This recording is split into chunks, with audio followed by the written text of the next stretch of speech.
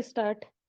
रक्षा मंत्री राजनाथ सिंह ने फिक्की के वार्षिक सम्मेलन को संबोधित करते हुए यह जो कहा कि रूस, अमेरिका, फ्रांस आदि देशों को यह संदेश दे दिया गया है कि भारत अब रक्षा उत्पादों का आयात करने के स्थान पर उन्हें स्वयं तैयार करेगा, वह समय की मांग के अनुरूप है।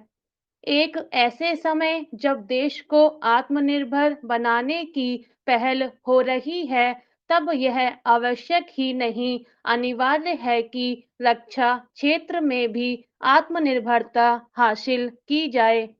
कोई भी देश वास्तविक रूप में महाशक्ति तभी बनता है जब वह अपनी रक्षा जरूरतों की पूर्ति अपने स्रोतों से करता है। यह स्वागत योग्य है कि भारत इस दिशा में कदम बढ़ा रहा है। इसका एक प्रमाण यह है कि society of Indian defence manufacturers के सदस्यों की संख्या 500 से अधिक हो गई है और पिछले 7 वर्षों में भारत का रक्षा निर्यात भी 38,000 करोड़ रुपए का आंकड़ा पार कर गया है। यह एक उल्लेखनीय आंकड़ा है, लेकिन इसमें और वृद्धि अपेक्षित है क्योंकि भारत आज भी दुनिया के उन देशों में शीर्ष पर है जो बड़े पैमाने पर रक्षा सामग्री का आयात करता है। हमारी विदेशी मुद्रा का एक बड़ा हिस्सा रक्षा उपकरणों की खरीद में खर्च होता है। यदि देश में ही अधिकाधिक रक्षा उत्पादों के निर्माण पर बल दिया जाए, तो उनके आयात में कहीं अधिक अधिक आसानी से कमी लाई जा सकती है।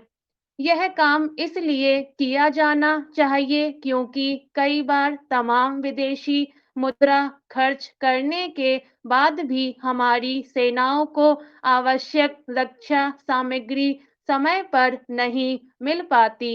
इससे हमारी रक्षा तैयारियों पर बुरा असर पड़ता है। यह ठीक है कि मोदी सरकार के कार्यकाल में रक्षा सौदों को अंतिम रूप देने का काम कहीं अधिक तत्परता से हो रहा है, लेकिन आज की आवश्यकता रक्षा सामग्री का आयातक नहीं बल्कि निर्यातक बनने की है। अभी भारत रक्षा सामग्री का निर्यात करने वाले शीर्ष 20 देशों की सूची से बाहर है। कोशिश यह होनी चाहिए कि अगले 1 डेढ़ दशक में भारत ऐसे शीर्ष 10 देशों में अपना स्थान बनाए। भारत को मिसाइलों की तरह न केवल विश्व स्तरीय लड़ाकू विमान, टैंक, पनडुब्बियां बनाने में महारत हासिल करनी चाहिए, बल्कि छोटे हथियारों का निर्माण करने में भी दक्ष होना चाहिए।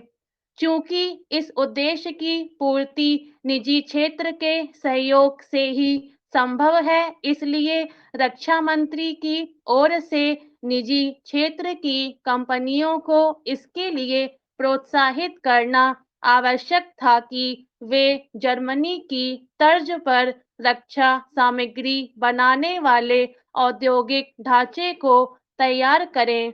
उन्हें इस चुनौती को स्वीकार करना चाहिए। काशी में विश्वनाथ धाम परियोजना के लोकार्पण के समय प्रधानमंत्री नरेंद्र मोदी की ओर से की गई इस टिप्पणी के राजनीतिक अर्थ भी निकाले गए कि जब जब कोई औरंगजेब आया, तब तब शिवाजी उठ खड़े हुए। विपक्षी दलों को यह नहीं सूझ रहा कि वह भाजपा की ओर से हिंदू समाज के गौरव के लिए जो प्रयास किए जा रहे हैं, उनका किस तरह जवाब दें। इसमें कोई दो राय नहीं कि मुस्लिम आक्रांताओं ने भारत पर हमले कर हिंदुओं पर घोर अत्याचार किए और तलवार के बल पर इस्लाम फैलाया। उन्होंने करीब 8 सदी तक देश के विभिन्न हिस्सों में राज किया। इसी दौरान ना जाने कितने मंदिर तोड़े और लूटे गए। बाबर के समय अयोध्या में राम जन्मभूमि पर बने मंदिर को तोड़ा गया तो औरंगजेब ने काशी के विश्वनाथ मंदिर और मथुरा में कृष्ण जन्मभूमि मंदिर को तोड़कर वहां मस्जिदों का निर्माण कराया। मुगल शासन के दौरान व्यापार करने की आड़ में ईस्ट इंडिया कंपनी ने भारत पर कब्जा किया। बाद में इसे इंग्लैंड की सरकार ने अपने अधीन कर लिया। आदिकाल से मानव के जीवन में धर्म एक प्रमुख पहलू रहा है। लोग जिनकी भी पूजा करते थे, उनके स्थलों को बचाने के लिए कोई कसर नहीं उठा रखते थे। ईसाइयत और इस्लाम के अनुयायियों ने अपने मजहब का प्रचार करने के लिए तलवार का सहारा लिया। ये दोनों मजहब अपने वर्चस्व के लिए एक दूसरे से टकराते भी रहे। इन दोनों मजहबों के विपरीत हिंदुओं ने सनातन धर्म के प्रचार के लिए कभी भी जोर जबरदस्ती का सहारा नहीं लिया। हिंदुओं ने अन्य उपासना पद्धति वालों को कभी विधर्मी नहीं कहा। उल्टे उन्हें भी अपना जैसा माना और यही कहा कि सभी को अपने अपने विश्वास के अनुसार अपने इष्ट की आराधना करने का अधिकार है। इसी सोच के कारण हिंदुओं ने अन्य उपासना पद्धति वालों का आदर किया और यहाँ तक कि जब वे शरण लेने आए तो उनका सत्कार किया। इनमें ईसाई भी थे, यहूदी भी और पारसी भी। इस्लाम मुख्यतः आतंक के बल पर भारत में आया। इस्लाम को मानने वाले आक्रमणकारियों ने भारत पर हमले के दौरान बड़ी संख्या में मंदिरों, मठों, बौद्ध विहारों को निशाना बनाया।